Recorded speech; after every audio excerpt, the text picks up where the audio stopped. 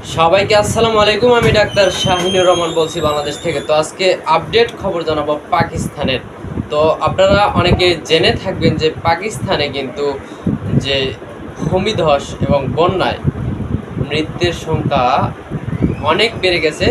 অন্তত এখন পর্যন্ত যে সর্বশেষ তথ্য অনুসারে পাকিস্তানে বন্যা এবং ভূমিধসে যে মৃত্যুর সংখ্যা সেটি হচ্ছে 706 জনে দাঁড়িয়েছে। তো আসলে গত 24 জুন থেকে যে পাকিস্তানে মেঘ ভাঙ্গন এবং ভারী বৃষ্টিপাতে যে মৃত্যুর সংখ্যা সেটি কিন্তু আমি আসলে বলছি। আসলে অনেকে মেঘ ভাঙ্গন কি, আবার এটা কিন্তু অনেকে বোঝেন না। তো মেঘ ভাঙ্গনটা যেটাকে বলছি, মেঘ ভাঙ্গনটা হচ্ছে হঠাৎ করে কোনো এলাকায় যদি 100 মিলিমিটারের উপরে বৃষ্টিপাত হয়ে ব্যাপক ক্ষয়ক্ষতি এবং মানে করে থাকে বা বন্যার সৃষ্টি করে, সেটি কিন্তু মেঘ ভাঙ্গন হিসেবে পরিচিত, বা সেটাই হচ্ছে মেঘ ভাঙ্গন। তো এই মেঘ ভাঙ্গনে সর্বশেষ তথ্য অনুসারে এ পর্যন্ত গত 24 জুন থেকে এ পর্যন্ত পাকিস্তানের মৃত্যুর সংখ্যা দাঁড়ালো হচ্ছে 706 জন, এবং আহতের সংখ্যা সর্বশেষ আপডেট অনুসারে আহতের সংখ্যা দাঁড়িয়েছে 965 জনে।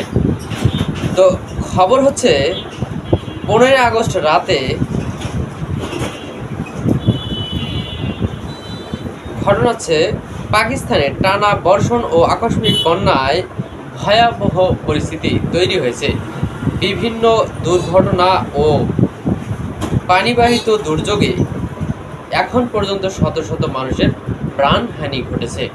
তো সাম্প্রতিক বন্যায় ও দেশটির কয়েকটি প্রদেশে ভয়াবহ ধ্বংসযজ্ঞ চালিয়েছে এবং হাজার হাজার মানুষকে গৃহহীন করে তুলেছে।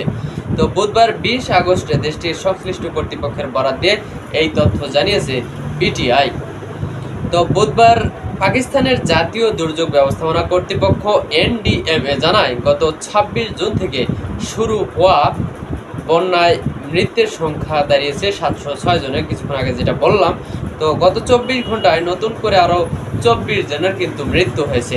তো আহত হয়েছেন অন্তত কিছুক্ষণ আগে যেটি বললাম না যে 965 জন। তো সেনাবাহিনী ও স্থানীয় প্রশাসন ক্ষতিগ্রস্ত এলাকায় ত্রাণ ও উদ্ধার তৎপরতা চালাচ্ছে। তো সবচেয়ে বেশি ক্ষতিগ্রস্ত হয়েছে খাইবার পাখতুনখোয়া অর্থাৎ কেপি প্রদেশ, যেখানে একাই 487 জনের প্রাণহানি ঘটেছে। এরপর রয়েছে পাঞ্জাব প্রদেশে, যেখানে 164 জনের প্রাণহানি ঘটেছে। সিন্ধুতে 29 জনের প্রাণহানি ঘটছে, বেলুচিস্তানে 22 জন, পাকিস্তান অধিকৃত কাশ্মীরে 56 জন এবং ইসলামাবাদ অঞ্চলে 8 জন। তো সাম্প্রতিক সময়ে সোয়াবি, নওশেরা, মারাদান ও পেশোয়ার জেলায় ব্যাপক ক্ষয়ক্ষতির খবর এসেছে।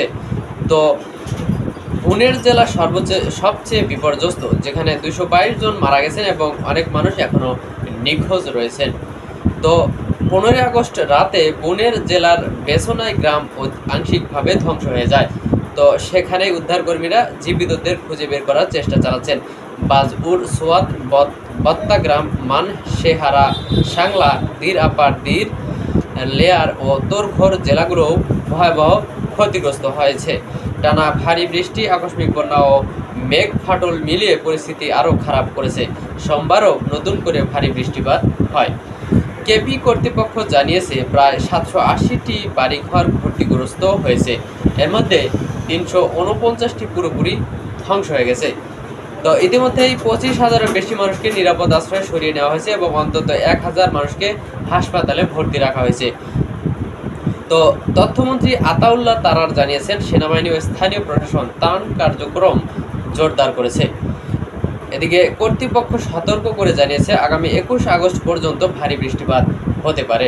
তাই স্থানীয়দের নিরাপত্তা ও সতর্কতা অবলম্বনের আহ্বান জানানো হয়েছে।